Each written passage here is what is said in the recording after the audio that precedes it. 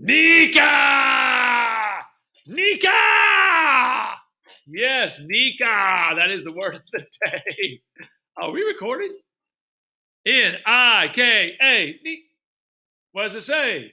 Nika. Nika. Nika. Yes, Nika. we'll tell you what that means in a minute. Nika. I'm from Southern Nika. Nika. Yes. Where are we? Is this where we ended? It is the Hagia There's Sophia. Hagia right there. Look at Sophia. Man, what did I just say? That is good looking Sophia. Great church. That's what it means. It is beautiful. It means holy wisdom in Greek. Would you like to go there? I would. I know. That would be amazing. There's so much there. There's so much. I want to go there. That's in Istanbul, but it's like right Turkey area, huh? That's right around the edge of Turkey right there. Yeah, that's where that is. Awesome. Okay. So the wife of Justinian. Yes, the wonderful lady herself. She said, boy, you better get out there and fight. Yes, you have this was like your first fight for women's rights, kind of feminism here, like an extremist, right? You see the beautiful Theodora, yes. Looking good right here. Yes, check her out. She has a great story. We won't get all into that, her history, but she ends up becoming the wife of the emperor. She caught his eye. Is that how it works? Yeah. She caught his eye. So she came in trying to basically create equality and more rights for women when it comes to control their children, their own bodies, which you've heard before. And she really, during the time of a revolt, like Justinian was getting ready to leave, guys. He was going to flee the capital, and the empire was going to fall. And this awesome wife of his said, "You better get your tail out there and fight." And he did. And they were able to actually stop the revolt and retake the city. Yes, right. She was amazing. Look at right here. She was given at some time in her life the same power as her husband. She became very powerful. So in a way, she was like an emperor. Yes. Yep. Look right here. The last thing. She dies of cancer. It's been around forever. Maybe somebody in this classroom will solve it. Solve that problem of cancer. And at the age of 50 years old, and then Justinian lived without her for 20 years. So no Theodora. And be like Theodora. Learn from Theodora. Yes. We're ready to go. We're ready to go to the next one. Let's do it together. Nika, Nika, Nika, Nika. All right, Nika. What language do you think that is? Greek, Latin. A good guess. Okay, so in the West, remember that this was one of the divisions between the East and the West was language. So they were speaking Latin in the West, and they were speaking Greek in the, why did I do that? Yeah, the East. Because it's the West and the East. Well, the it's West backwards and the East. It's a backwards East. So you can't see that. Anyway, so in the East, they were speaking Greek. This is Greek for, it means a couple different words. The main two, the first one is you should just say is victory. Yeah. Victory! The other one is conquer. We conquered. So, yes. All right, real quick, check out this out. What we have here, look at the picture. This is called the Hippodrome. That is the Colosseum of the East. That's right. They didn't have gladiator fights. Didn't Constantine make that? Yes, this is Constantine's, his way of entertaining the people, because that's what they're used to, the government entertaining the people. So instead of the gladiator fights, what they had is another brutal contest, which is the chariot races. Right. You want to race? Come on, let's race. The chariot race. Ha, go horse, go. Let's go. Come on, horse. It was dangerous. You can't catch me if you're not. Play with me. Come on, want to race? Yeah. Did you see on CNN 10 the horse racing today? No, we didn't watch it. It was called, what was it called? My kids revolted. They revolted.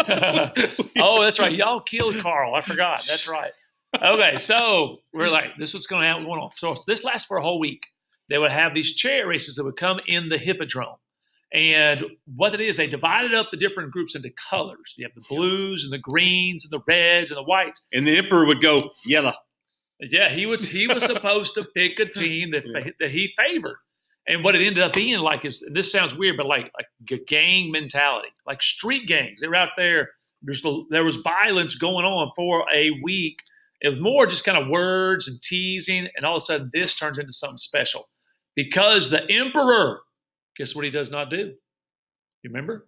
He does not pick anybody. And everybody's all freaked out. Hey, you got to pick somebody. They start revolting against him. They literally, you see the hippodrome and then the town around. Start burning it. They start destroying Constantine so much, or Constantinople so much, it takes 5 years to rebuild everything.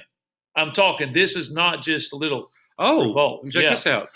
Justinian wanted to flee, but Theodora That's the story, yes. convinced him to stay and punish the rebels. That's right. That's right. Okay, see, the emperor, he's right. All right, so check it out.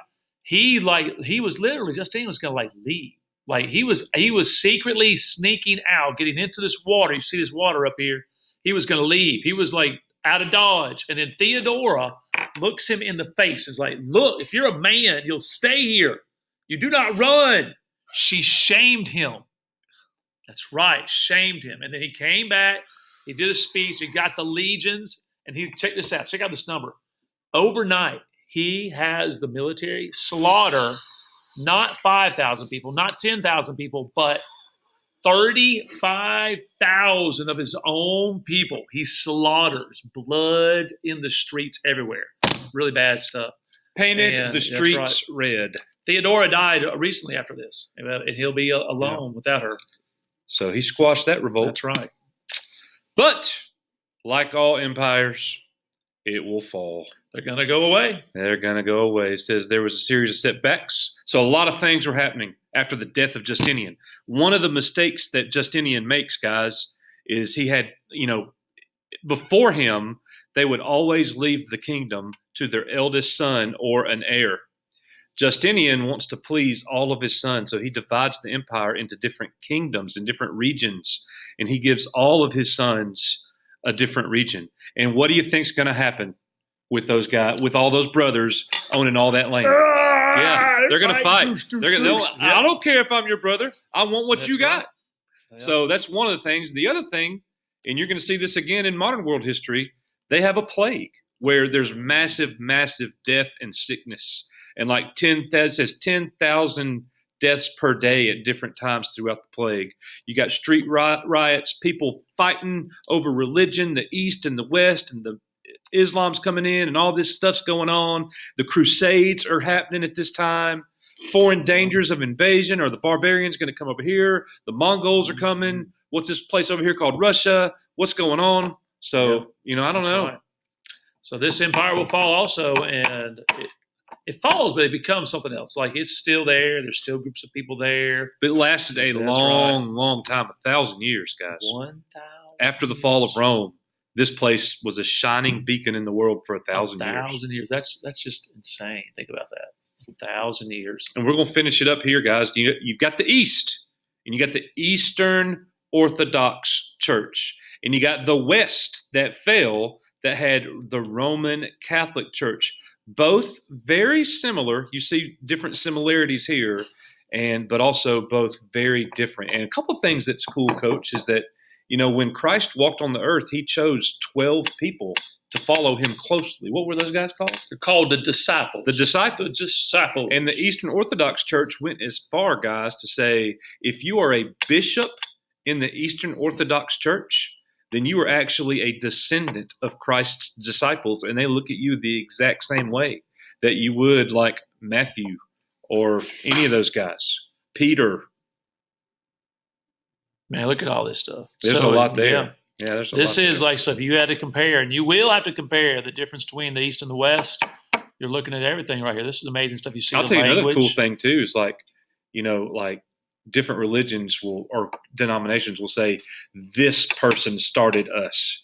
The Eastern Orthodox Church was like the first one to say, our church began by Christ. That's when our church started.